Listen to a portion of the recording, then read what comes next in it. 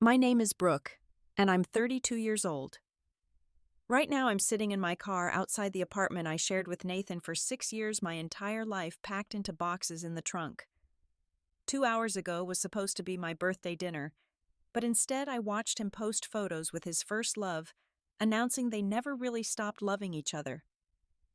Before I share how my 32nd birthday became the day I finally chose myself, let me know where you're watching from. If you've ever given your whole heart to someone who kept part of theirs for someone else, please like and subscribe, because this story might help you recognize the signs I missed for so long. I met Nathan when I was 26 at a coffee shop in downtown Seattle.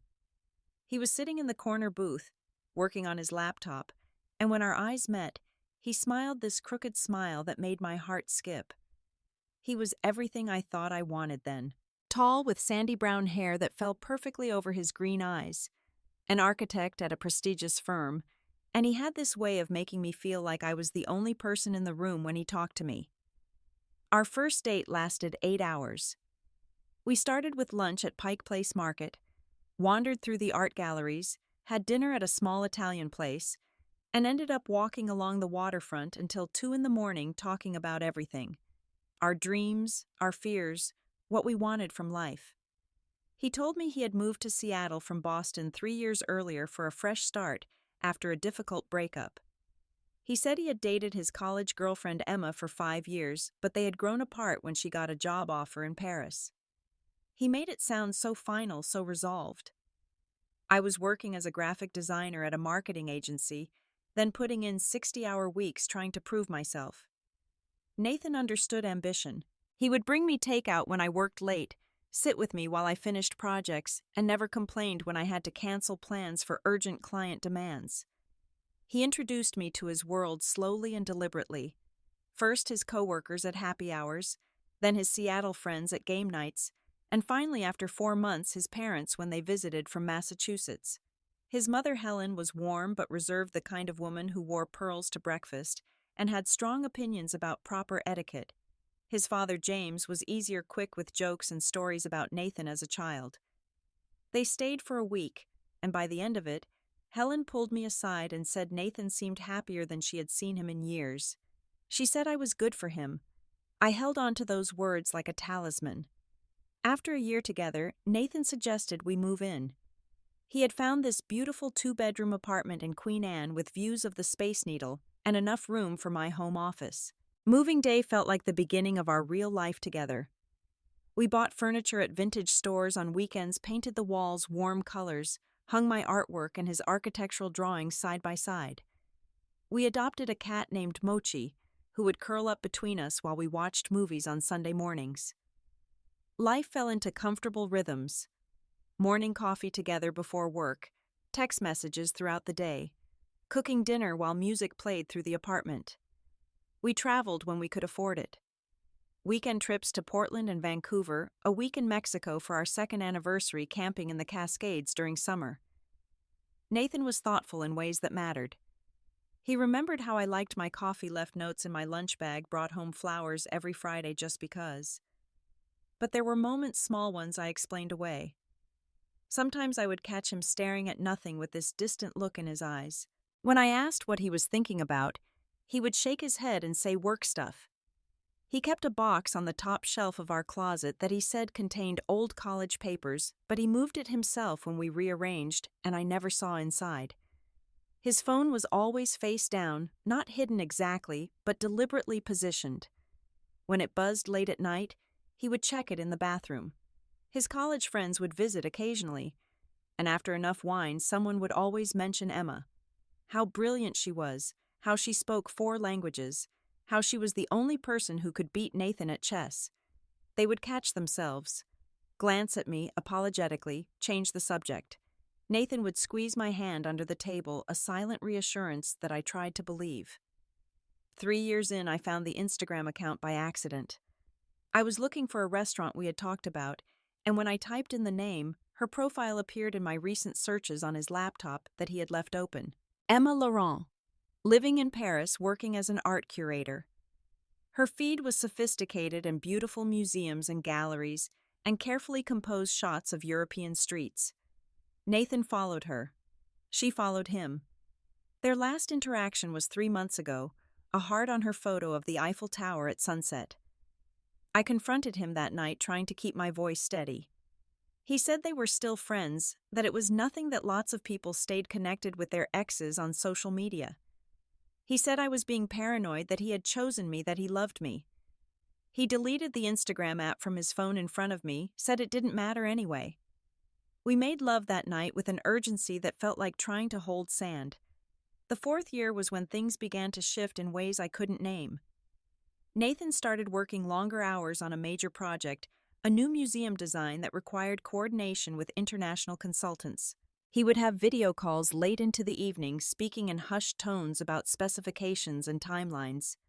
He joined a gym and started running every morning, said he needed to manage stress better. He grew out his hair, slightly, started wearing cologne I hadn't bought him. When I suggested we start talking about marriage, he said he wanted to wait until after the museum project was complete, until he got his next promotion, until we had more savings. Always reasonable reasons, always delivered with a kiss and promise that we had time. I pushed down the voice that said he was stalling, told myself we were building something solid and permanent at our own pace. His friend Michael let it slip at a dinner party that Emma had broken up with her boyfriend in Paris. He was drunk, didn't realize Nathan hadn't told me. The table went quiet. Nathan's jaw tightened. He said it wasn't relevant, that Michael was confused about the timeline, that it had happened months ago and meant nothing to us. On the drive home, he held my hand and said he only knew because Emma's mother had mentioned it to his mother. Such a complicated web of explanations for something that supposedly didn't matter. Year 5 brought a promotion for Nathan and a new creative director at my company who made my life miserable. Nathan was supportive but distracted, traveling more for work, including a conference in New York that Emma apparently also attended. He told me after he returned, casual and dismissive, said they had coffee to catch up, that she was considering moving back to the States for a job at MoMA. He said it like it was weather, like it didn't rearrange everything.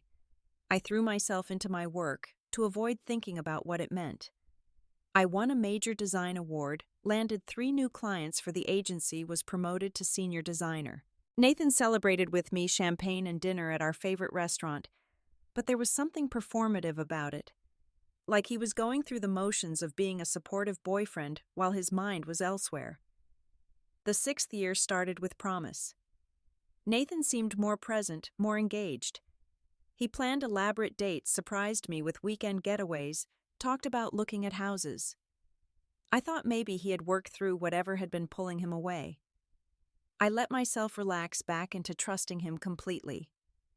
We booked a trip to Italy for my 32nd birthday, 3 weeks exploring Rome and Florence and Venice.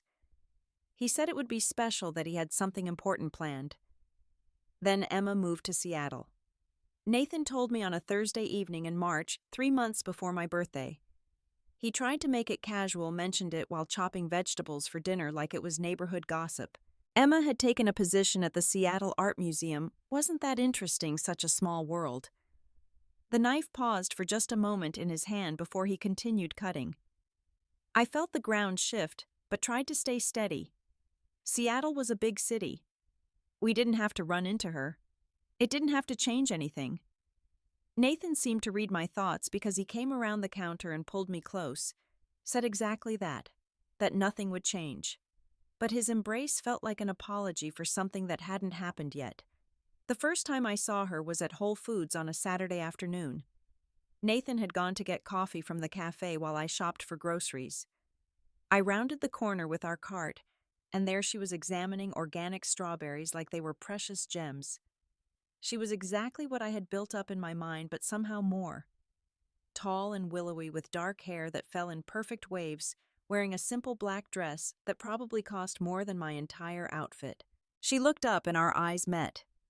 Recognition flickered across her face, even though we had never met. She knew who I was. Nathan appeared then with our coffee, saw her, froze for a heartbeat before recovering. They exchanged pleasantries that were painful in their politeness. "Emma, this is Brooke." "Brooke, Emma. Nice to finally meet you. How are you finding Seattle?" The conversation lasted maybe 90 seconds, but felt like hours. When she walked away, Nathan didn't meet my eyes. We finished shopping in silence. After that, she seemed to be everywhere. At the farmer's market where we bought flowers on Sundays. At the wine bar where Nathan's company had happy hours. At the Thai restaurant we had thought of as ours. Each time, polite smiles and brief conversations, while I felt like I was drowning in slow motion. Nathan always acted surprised to see her, but surprise became harder to believe when it happened so often. In May, Nathan started having work dinners with museum collaborators. The project was entering a critical phase, he explained, required more FaceTime with stakeholders. He would come home late, shower, immediately climb into bed smelling like soap and exhaustion. He was attentive in calculated ways, bringing home my favorite pastries, suggesting movies I wanted to see, but there was a distance I couldn't bridge. I found the receipt in his jacket pocket while doing laundry. Dinner for two at Canlis, Seattle's most romantic restaurant on a night he had said he was at a client meeting. The date was seared into my memory because it was the night I had waited up to share that I had landed my dream job at a boutique design firm. He had come home too tired to celebrate properly, said we would this weekend. The receipt showed a bottle of wine that cost more than we usually spent on groceries for a week. When I confronted him, he had an explanation ready. It was a client dinner the receipt didn't show. Everything there were actually 4 people there, accounting would reimburse him. He pulled up emails about the museum project, showed me calendar invites, created a constellation of proof that I wanted to believe. He held me that night like he was afraid I would disappear, whispered that he loved me, that I was being paranoid over nothing. June arrived with its long days and false promises. Nathan became almost manic in his attention to our Italy trip. He showed me hotels, he had booked restaurants with reservations, a sunrise hot air balloon ride over Tuscany for my actual birthday. He involved me in every detail like he was trying to convince both of us that this was what mattered, that we were what mattered. 2 weeks before we were supposed to leave, he said he needed to postpone. The museum project had hit a critical snag, required him to be in Seattle. He would lose his job if he left now. We could go in September instead when things were calmer. I felt the last bit of hope I had been protecting crumble. I said okay, because fighting felt pointless. He promised to make my birthday special anyway. Dinner at our favorite restaurant, maybe a weekend trip to the San Juans. The week of my birthday, Nathan was a ghost. Present but not there, checking his phone constantly, leaving rooms to take calls. He said it was the project's stress that after Friday's presentation, everything would calm down. He said he had made reservations for my birthday dinner at 8, told me to dress nice, that he wanted to show me off. On the morning of my birthday, he left early for his presentation. He kissed me goodbye, said he loved me, said tonight would be perfect. I spent the day at my new job where colleagues I had known for a month made more effort to celebrate me than Nathan had. They decorated my desk, brought cake, sang happy birthday off-key and enthusiastic. I checked my phone throughout the day, but Nathan didn't text. Not even a simple happy birthday message. At 6, I went home to get ready. I chose the blue dress he had bought me for our anniversary. Did my makeup, carefully, tried to shake the feeling that something was wrong. At 7, he texted that he was running late to meet him at the restaurant. At 7:30, he said to order appetizers, he would be there soon. At 8, nothing. At 8:15, still nothing. I was sitting alone at our table, the waiter's pitying looks getting harder to ignore when I opened Instagram. There it was, posted 5 minutes ago. Nathan and Emma at the museum, his arm around her waist, both of them glowing with happiness. The caption read, "Some loves are worth waiting for. After 6 years apart, we found our way back to each other. Here's to new beginnings and forever." The room tilted. Other posts followed in rapid succession. Photos of them over the past months that he had hidden until now. Dinner at Canlis. Walking through Pike Place. Her at his apartment, my apartment with mochi in her lap. The museum project hadn't been failing. He had been designing something for her exhibit. The late nights, the secret calls, the distance. It all crystallized into a truth I had been refusing to see. My phone buzzed. Messages from friends who had seen the posts. "Are you okay? What happened? Is this real?" Call me. The waiter approached, asked if I wanted to order.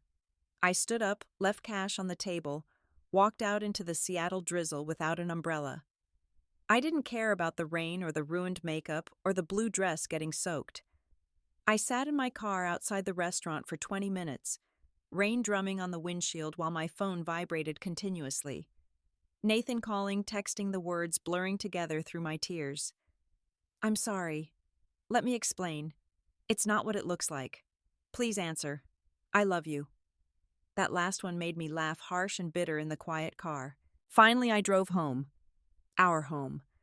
The apartment we had built together, where our photos covered the walls, where our lives were tangled in every corner. Nathan was there pacing the living room, still in his suit from the presentation or celebration, or whatever lie he wanted to call it. When he saw me soaked and ruined, something flickered across his face. Guilt, maybe? Or just inconvenience. He started talking immediately, words tumbling over each other. It wasn't supposed to happen like this. He was going to tell me after my birthday. Emma coming back had confused him. He never meant to hurt me. They had history that he couldn't ignore. He loved me, but he had never stopped loving her. He was sorry, so sorry, but couldn't I understand? I let him talk until he ran out of words, then asked one question. How long? How long had he been seeing her? He couldn't meet my eyes when he said 3 months. 3 months of lying next to me every night while spending his days planning a future with her. 3 months of letting me plan a trip to Italy while he planned to leave me. 3 months of me being a placeholder while he waited for the right moment. I didn't scream or throw things like women do in movies. I went to our bedroom and started packing, systematic and methodical. Clothes from the closet we had organized together. Books from the shelves we had built. Jewelry from the box he had given me for Christmas. He followed me, alternating between apologies and justifications. He said I could take my time finding a place. He said we could stay friends. He said he would always care about me. Each word felt like another small cut. 6 years reduced to caring about me. 6 years of building a life became, take your time finding a place. I packed through the night while he sat on the bed we had shared, occasionally trying to help, mostly just watching. When I took down my photos, my artwork, the walls looked like broken teeth with gaps where my life had been. Mochi curled around my legs while I packed, purring like he could fix everything with enough comfort. Nathan said I could visit him anytime, like our cat was a child of divorce. I wanted to take Mochi, but knew Nathan's apartment was where he belonged. Another thing I had loved that wasn't really mine to keep. I spent an hour holding him, memorizing his warmth, whispering apologies he couldn't understand. By morning, my life was in boxes. 6 years condensed into what could fit in my car and a small rental truck. Nathan tried to help load everything, but I couldn't bear his hands on my things, his performed concern. My best friend Lauren had driven up from Portland overnight when I called her, took one look at Nathan and told him to get back. She had never liked him, had said something was off, but had supported me anyway. Now she loaded boxes with fierce efficiency, while shooting him looks that could kill. The last thing I took was the spare key from the hook by the door. Such a small thing, but it felt final. Nathan stood in the doorway of what was now his apartment, looking lost. He said he hoped I would be happy. He said I deserved better. He said all the things people say when they're trying to make themselves feel better about devastating someone else. I handed him the key without a word. Lauren followed me to the storage unit I had rented, helped me stack boxes of my old life in neat rows. Then she drove behind me to her apartment in Portland, where she had set up an air mattress in her spare room. She didn't ask questions or offer platitudes. She just made tea and sat with me while I fell apart completely, finally letting myself feel the full weight of what had happened. The first week in Portland passed in a blur of Lauren forcing me to eat and shower and change clothes. She worked from home as a software developer, so she could keep an eye on me while I laid on her couch staring at nothing. She fielded calls from mutual friends wanting details, told them I was fine when I was anything but. She deleted the Instagram app from my phone when I couldn't stop looking at their photos, their happiness built on the ruins of my life. Nathan tried to contact me constantly those first days. Calls, texts, emails, even a handwritten letter Lauren threw away before I could read it. He sent my things I had forgotten, little things that felt like excuses to maintain connection. A phone charger, a favorite mug, the earrings I had left on the bathroom counter. Each package was another reminder that he could so easily separate my life from his. On the fourth day, Emma messaged me. A long paragraph about how she never meant for it to happen this way, how she understood my pain, how Nathan had told her I was a wonderful person who deserved happiness. The audacity of her sympathy made me throw my phone across the room. Lauren picked it up, blocked her and Nathan on everything, said I could unblock them when I was ready, but not a moment before. My old company let me work remotely from Portland while I figured things out. My new boss at the boutique firm was understanding, said talent was worth accommodating, that I could take my time settling. I threw myself into work because it was the only time my mind went quiet. Designing logos and websites and brand packages that had nothing to do with Nathan or Emma or the life I had lost. Nights were the hardest. Lauren would go to bed and I would lie on the air mattress listening to Portland rain different from Seattle rain in ways I couldn't articulate. I would catalog all the signs I had ignored, all the moments I had chosen to believe his lies rather than trust my instincts. The distance, the excuses, the box in the closet that I now knew must have contained her letters or photos or whatever tokens he couldn't let go. 2 weeks after my birthday, his mother Helen called. Lauren had missed blocking her number. She wanted to say how sorry she was, how she had thought I was good for Nathan, how she didn't understand what had happened. But there was something else in her voice, a resignation that made me realize she did understand. She had probably always known about Emma, the one her son couldn't forget. I was the nice girl who had helped him pass the time. I started therapy in my 3rd week in Portland. Dr. Martinez was in her 60s with kind eyes and no tolerance for self-deception. She made me examine not just Nathan's betrayal, but why I had accepted so little for so long.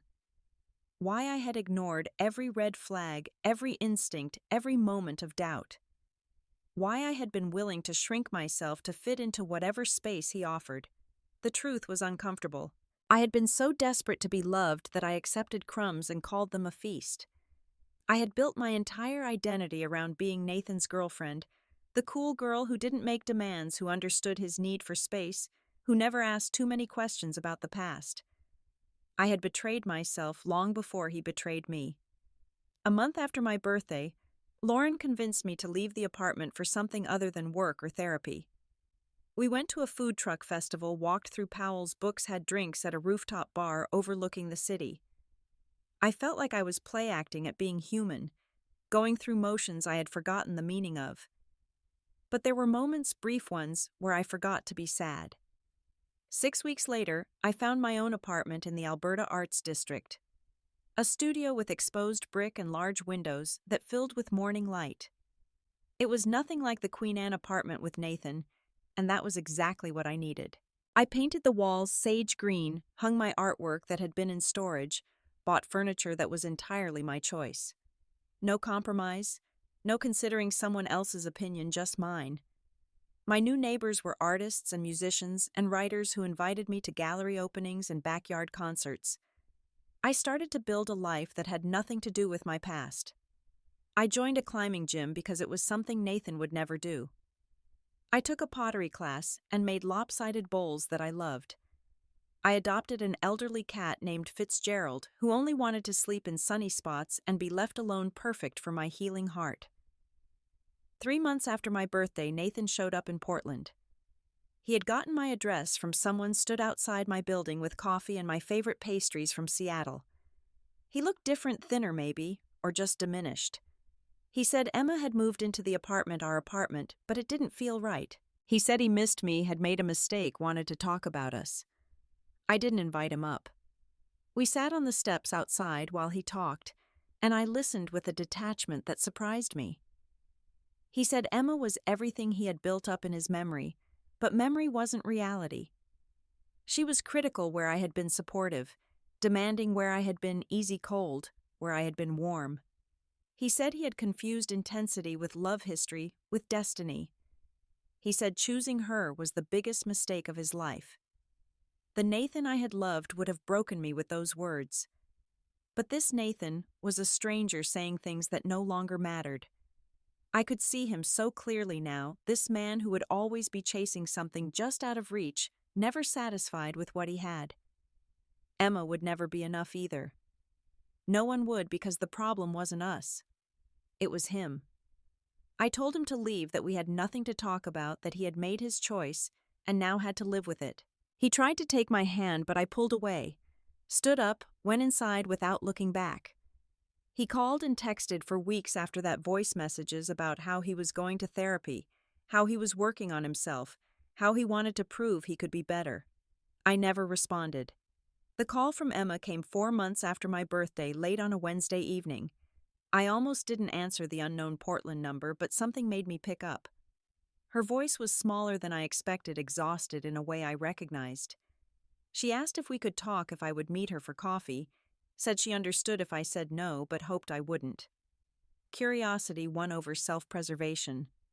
We met at a coffee shop in Northwest Portland the next morning, neutral territory, in a city that belonged to neither of us. She looked different from the polished woman in Whole Foods. Her designer dress was replaced with jeans and a wrinkled sweater, her perfect hair pulled into a messy bun. She had been crying recently, I could tell from the puffiness around her eyes, that expensive concealer couldn't quite hide. She started by apologizing again, but I stopped her, said I didn't need apologies, just truth. So she gave it to me. The story of her and Nathan from her perspective. How they had been everything to each other in college, so intense it scared her. How the job in Paris had felt like a chance to discover who she was outside of him. How she had loved her life there, the independence, the career she built, the person she became. But Nathan had never let go. Messages on her birthday, on their old anniversary, whenever he was drunk or lonely.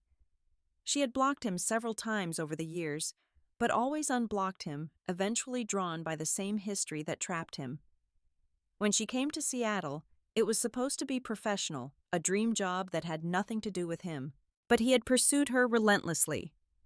Shown up at her apartment at work events, worn her down with promises that this time would be different. The first 2 months had been intoxicating, she admitted.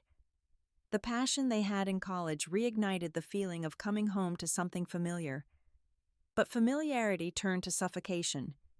He wanted to recreate their college relationship, wanted her to be 22 again, couldn't accept who she had become.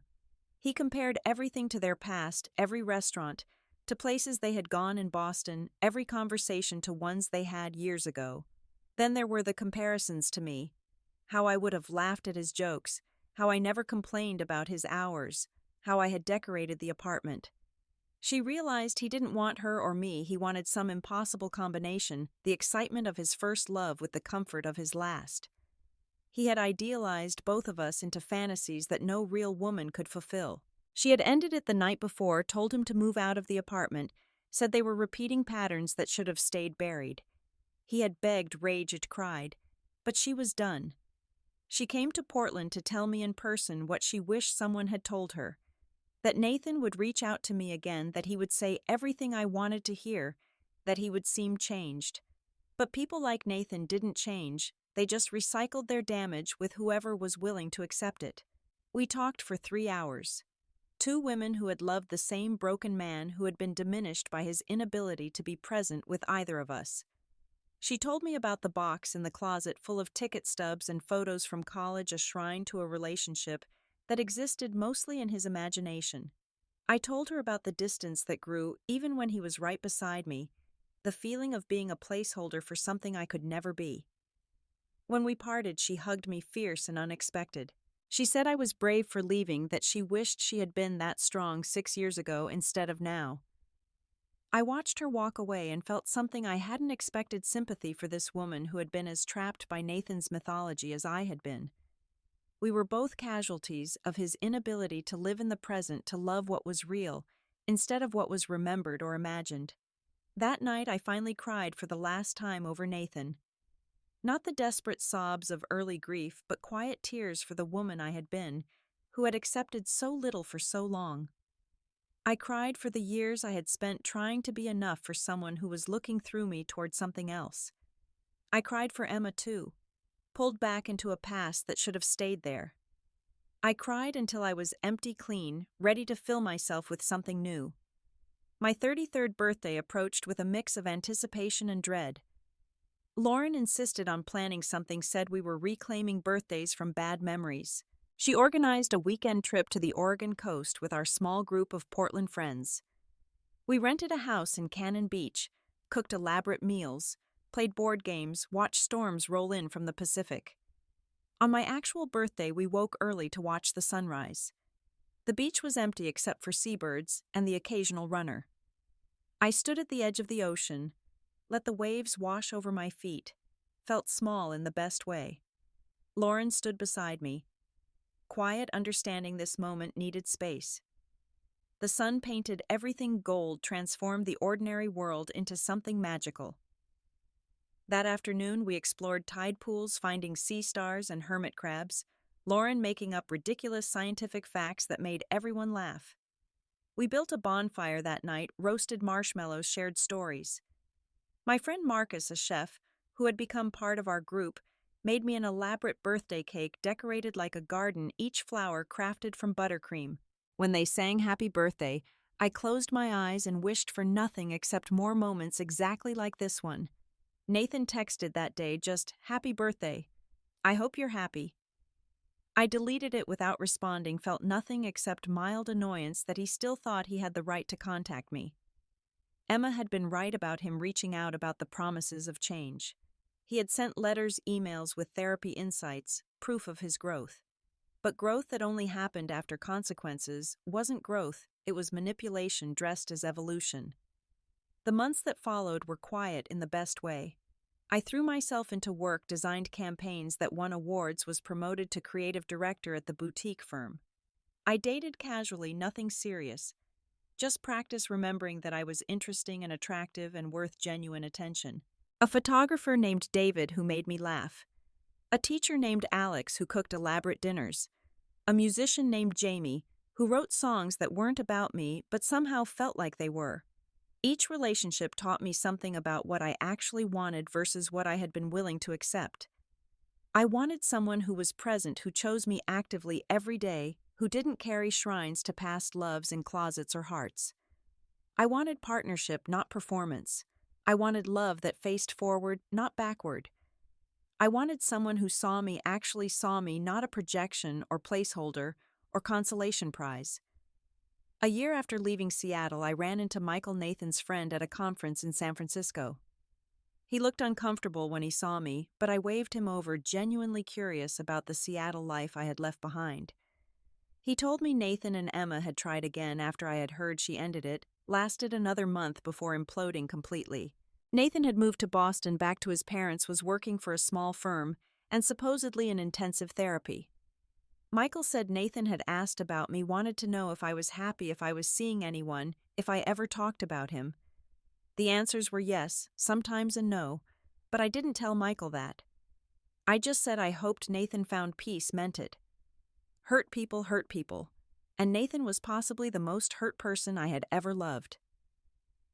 That didn't excuse what he did, but understanding it helped me let go of the anger that had served its purpose but now just took up space I needed for better things. The conference was for creative professionals, 3 days of workshops and networking and inspiration. I presented a campaign I had designed about resilience, used my own story without naming names, talked about how breaking could be the beginning of becoming. The room was quiet when I finished, then erupted in applause. Afterward, people approached with their own stories of starting over, of leaving what they thought they needed, of choosing themselves. On the last night, there was a gala where awards were presented.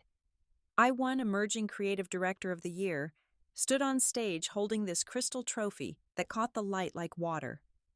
In my acceptance speech, I thanked Lauren for saving me, my Portland friends for rebuilding me, my therapist for helping me understand that loving yourself wasn't selfish but necessary. I didn't mention Nathan or Emma or the birthday that changed everything, but they were there in the spaces between words. After the gala, I walked along the Embarcadero alone, trophy. In my bag, city lights, reflected in the bay. My phone rang, Lauren checking in, making sure I was celebrating properly.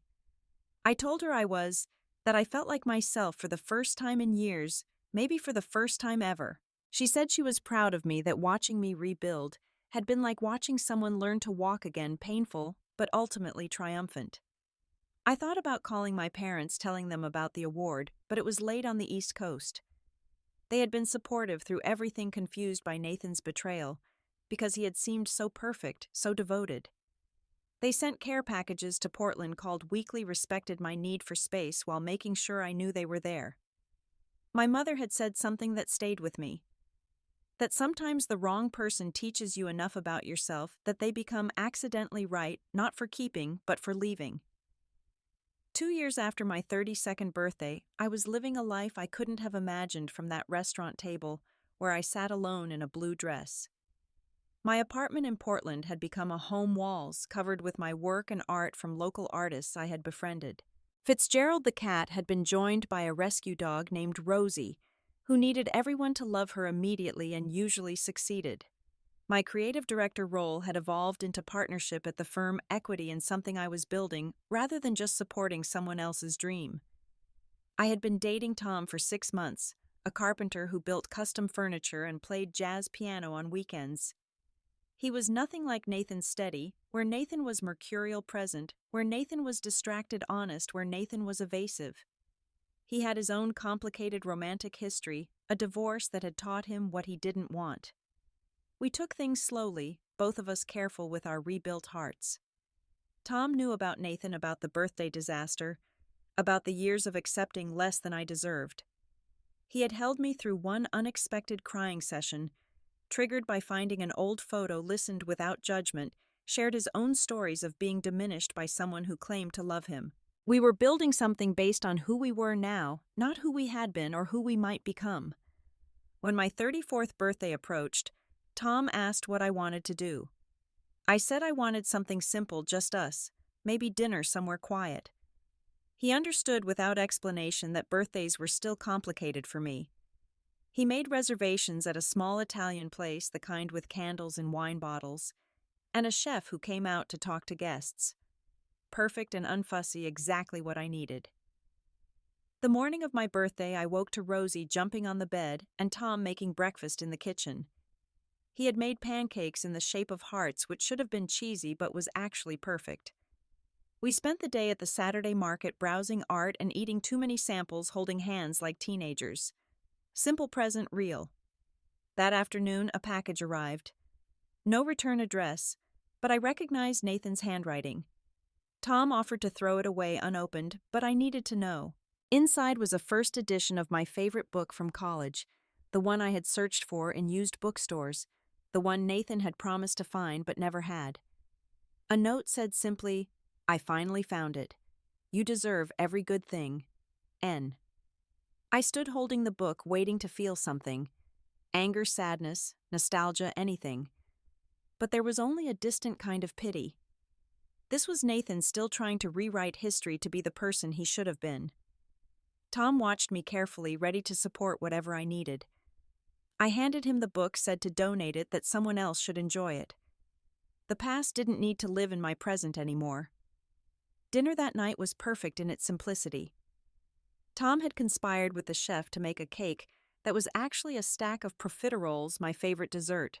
The restaurant sang happy birthday in Italian, other diners joining in. Tom gave me a necklace he had commissioned from a local artist, a silver pendant shaped like the Portland bridges where we had walked on our first date. It was thoughtful and specific, and mine. Later, walking home along the river, Tom asked if I was happy. I thought about it, really considered the question. Happy felt too simple for what I was.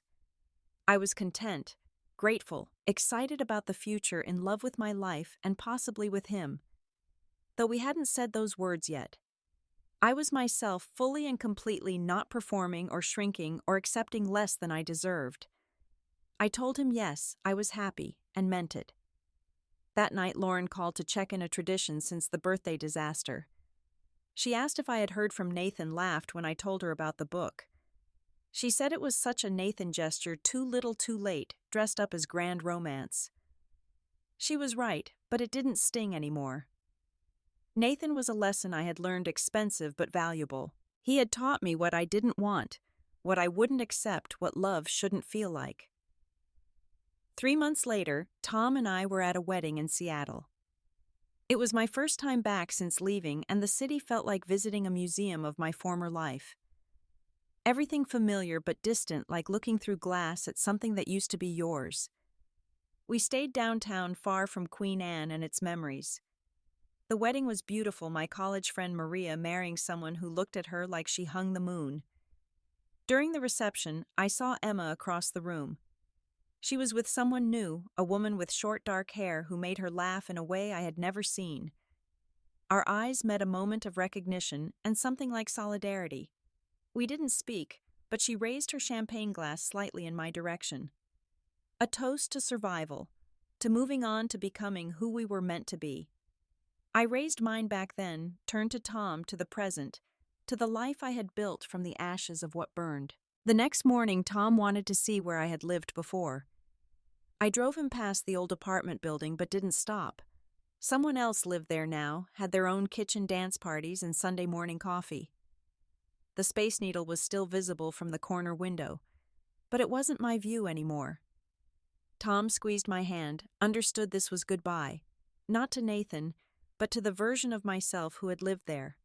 We drove to Pike Place Market, watched them throw fish, bought flowers that we would have to leave in the hotel. Seattle was beautiful in the morning light, the city I had loved before it became complicated. Tom asked if I missed it. I thought about the question, about the life I had built here, the woman I had been. I missed parts of it, the good moments that were real despite everything else. But I didn't want it back. Portland was home now, with its food trucks and weird art, and Tom and Fitzgerald and Rosie and the person I had become. On the drive back to Portland, Tom told me he loved me. Simple, clear, without drama or qualification. He said he had been wanting to say it for weeks but waited for a moment that felt right. I said it back, meant it in a way that felt different from before. This wasn't desperate or grasping love. This was chosen, eyes open, feet firmly planted love. Love that knew what it was worth and wouldn't accept less. My phone buzzed with a text from an unknown number. Saw you at the wedding. You look happy. Really happy. I'm glad. E. I showed it to Tom, who read it and said, Emma seemed nice. I laughed at the absurdity of it, my current boyfriend calling my ex's ex nice. But she was nice, another woman who had survived Nathan, who had chosen herself over the mythology of a perfect past. I deleted the text, then on impulse unblocked Nathan's number. Not to contact him, but to stop giving him power through absence. If he texted, I would delete it. If he called, I wouldn't answer. But the block itself had been holding space for him, negative space that was still space. Unblocking him was the final goodbye, the last thread cut. 3 days later, he did text. I heard you were in Seattle. I hope you're well. I read it, felt nothing deleted. It went back to designing a campaign for a local nonprofit. That was all he was, now a minor interruption in an otherwise beautiful day. Tom brought me coffee, kissed my forehead, went back to his workshop where he was building us bookshelves. Life continued, full and real, and mine. The thing about devastating heartbreak is that if you let it, if you don't close yourself off, it can break you open instead of apart. Every crack Nathan left became a space where light got in. Every lie he told taught me to recognize truth. Every time he made me small, I learned what it felt like to take up space. He gave me the gift of leaving him, though he never meant to, though he fought against it. But gifts don't have to be intentional to be valuable. I think about the woman sitting alone at that restaurant table, sometimes mascara running, heartbreaking, life collapsing. I want to tell her it will be okay, more than okay. That the man who just publicly humiliated her did her a favor. That she will build something beautiful from this wreckage. That 2 years from now, she will be grateful this happened exactly as it did. That the worst birthday of her life will become the beginning of her real life. But she wouldn't believe me then. She had to live through it day by day, rebuilding herself piece by piece. She had to learn that you can't love someone into choosing you, that history isn't destiny, that letting go isn't giving up, but growing up. She had to discover that being alone was better than being with someone who made her feel lonely. She had to understand that the love she had been seeking from Nathan was the love she needed to give herself. Now, when friends go through breakups, I tell them this story, not as a warning or cautionary tale, but as proof that the end of something can be a beginning. That sometimes the person who breaks your heart is doing you a favor they don't even know they're doing. That choosing yourself isn't selfish but necessary. That the life waiting for you on the other side of heartbreak might be better than anything you could have imagined from inside it. My 35th birthday is coming soon. Tom is planning something but won't tell me what. Lauren is coming up from Portland with her new girlfriend. My parents are flying in from Boston. There will be no restaurant betrayal, no public humiliation, no life falling apart. Just people who love me celebrating another year of a life I built myself brick by brick from the ground up. Sometimes I dream about that apartment in Queen Anne, wake up confused about where I am. But the confusion lasts only seconds before relief floods in. I'm in Portland in my sage green bedroom with Tom beside me and Rosie at our feet, and Fitzgerald judging us from his perch on the dresser. This is real. This is mine. This is what I chose after I finally understood I had choices. Nathan taught me that some people love you the way they want to, not the way you need to be loved. Emma taught me that we can be rivals and allies simultaneously. Tom is teaching me that healthy love is boring in the best way, consistent and kind and lacking in drama. But mostly, I taught myself that I was worth more than crumbs, that my own company was better than bad company, that starting over at 32 wasn't a failure but a victory. The blue dress is long gone, donated to Goodwill, where hopefully it went to someone whose boyfriend would appreciate them in it. The apartment in Queen Anne houses other lives now. Nathan is in Boston, hopefully learning to live in the present. Emma is building her own new life. And me. I'm here in Portland, exactly where I'm supposed to be, with people who see me clearly and love me anyway, because of who I am not in spite of it. That birthday, my 32nd, where everything fell apart, was the best thing that ever happened to me. Not because pain is noble or suffering builds character, but because it forced me to stop accepting a life that was slowly killing me. Nathan didn't mean to free me when he posted those photos with Emma, but he did. He gave me the push I needed to jump, not knowing I would learn to fly on the way down. The story could end here with lessons learned and love found and life rebuilt. But that would be too neat, too much, like the fairy tales that taught us to wait for rescue. The truth is that life keeps going, that healing isn't linear, that some days I still feel the echo of that old hurt. But it's quieter now, a reminder rather than a wound. A scar that reminds me I survived something that felt unsurvivable. What would I tell my 32-year-old self if I could? That Nathan was practice for the real thing. That the pain would fade, but the lessons would last. That 2 years later, she would be grateful, actually grateful, that he chose Emma. That the life she was about to build would be so much better than the one she was losing. That being forced to choose herself would be the making of her. But mostly I would tell her what I tell anyone going through this kind of betrayal. It's not about you. It was never about you. Nathan's inability to be present, to choose reality over fantasy, to love what was in front of him, had nothing to do with my worth. I could have been perfect, and he still would have chosen the ghost of Emma. Because some people are in love with longing itself, addicted to the almost, the maybe, the if only. I see it clearly now, how Nathan constructed elaborate fantasies about both Emma and me, neither matching who we actually were. We were symbols to him, Emma representing passion and youth, and the road not taken, me representing stability and comfort, and the road that was safe. He couldn't see that both roads led to the same place, to himself and his inability to be satisfied with reality. The last I heard through mutual friends who still have connections to Seattle, Nathan was dating someone new in Boston. Someone who looked a little like Emma, a little like me, probably unaware she was auditioning for a role in a play that had already closed. I hope for her sake she figures it out faster than we did. I hope she chooses herself before he makes that choice for her. Tom asked me once if I could go back and change things. Would I skip the Nathan years entirely? I thought about it for a long time. Those 6 years contained real joy, real laughter, real love, even if it was built on an unstable foundation. I learned to cook in that Queen Anne kitchen, advanced my career, made friends who transcended the relationship. But more than that, those years led me here to this life I couldn't have imagined needing to build. So no, I wouldn't change it.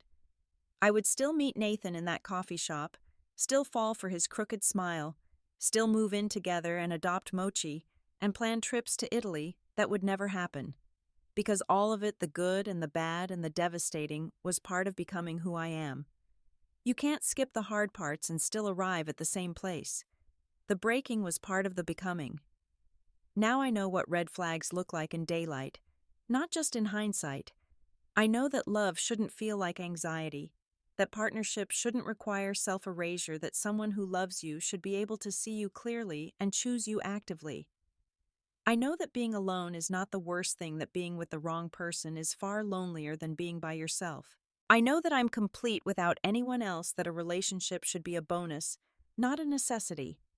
These are things I knew intellectually before Nathan had read in books and heard from friends. But knowing something in your head and knowing it in your bones are different educations. Nathan was my crash course in what I don't want, what I won't accept, what I deserve. Every relationship since has benefited from that expensive education, including the one with myself. So thank you, Nathan, for choosing Emma. Thank you for that public Instagram post that humiliated me into action. Thank you for being so awful that staying became impossible. Thank you for the worst birthday of my life that became the first day of my actual life. Thank you for teaching me that I was stronger than I knew, that I could rebuild from nothing, that I was worth more than what you were offering. And thank you, Emma, for coming back when you did. For being the catalyst that revealed what was always true. For having the strength to end it twice when I might have stayed forever. For that coffee in Portland where two women who loved the same broken man recognized each other as survivors, not rivals. For the toast across the wedding reception that said without words that we had both won by losing him. But mostly thank you to Brooke, at 32, crying in her car in the Seattle rain, who could have gone back inside, accepted his apologies, pretended the Instagram posts were a mistake. Thank you for driving to that apartment one last time, packing your life into boxes, leaving the key on the counter. Thank you for choosing yourself when it was the hardest thing you had ever done. Thank you for not believing him when he said no one else would love you, that you were overreacting, that Emma meant nothing. Thank you for moving to Portland, for going to therapy, for doing the work. Thank you for learning to be alone, for adopting Fitzgerald, for taking that pottery class where everything you made was crooked but yours. Thank you for saying yes to that first date with Tom, even though you were terrified. Thank you for believing you deserved better and not stopping until you found it. This is the part where I should wrap it all up with a bow, deliver the perfect ending that brings everything full circle. But life doesn't work that way. It keeps going messy and uncertain and beautiful. Tom and I might last forever, or we might not.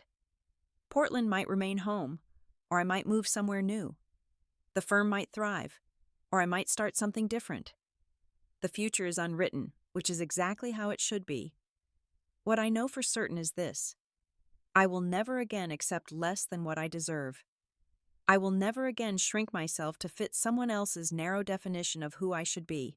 I will never again ignore my instincts to preserve a relationship that is secretly killing me. I will choose myself over and over as many times as necessary.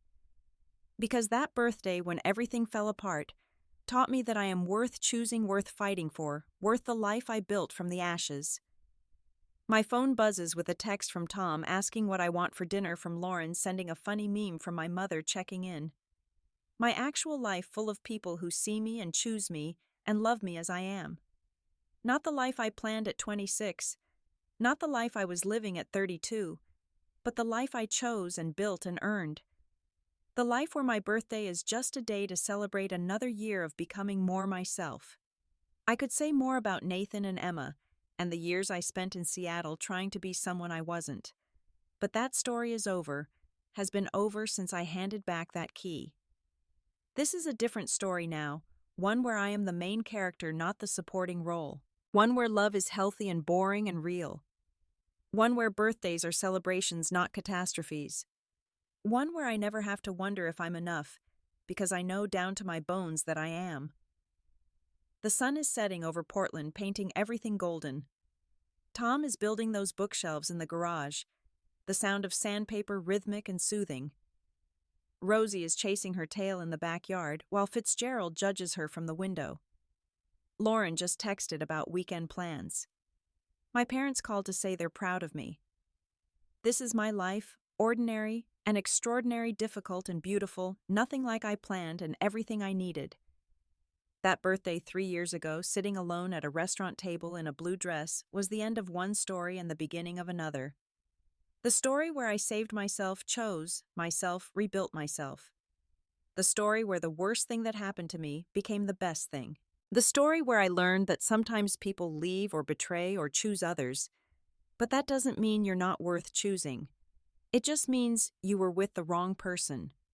So here's to birthdays that change everything, to betrayals that become blessings, to endings that are actually beginnings. Here's to the women who choose themselves when no one else will. Here's to building a life from scratch and making it better than what you lost. Here's to understanding that the love you've been seeking from others is the love you need to give yourself first. And here's to everyone watching who has been where I was, wondering if it gets better. It does. Not immediately, not easily, not without work. But one day, you'll look back on the worst day of your life and realize it was actually the first day of your real life. You'll be grateful for the pain that pushed you toward something better. You'll understand that losing someone who didn't choose you is actually winning. So if you're watching this from a place of heartbreak, know that it won't always feel this way. Know that you're stronger than you think. Know that choosing yourself is the bravest thing you can do. Know that the life waiting for you on the other side of this pain might be better than anything you can imagine from where you're sitting now. Comment below if you've ever had to walk away from someone you loved because they couldn't love you the way you deserved. Like this video if it resonated with you. Subscribe if you want to hear more stories about choosing yourself, rebuilding from heartbreak, and creating a life that's actually yours. Share this with anyone who needs to hear that leaving is sometimes the greatest act of love, especially when it's love for yourself. Thank you for listening to my story, for holding space for this journey, for being part of this community of people who understand that sometimes the worst thing that happens to you becomes the best thing. Remember that you deserve someone who chooses you every single day, who sees you clearly, who loves you actively. Don't settle for less. Don't accept crumbs. Don't shrink yourself to fit into someone else's narrow idea of who you should be. You are worth more than that. You are worth everything. And sometimes it takes losing everything to understand that the only person you really need to choose you is yourself. That's the greatest love story of all. The one where you become your own happy ending.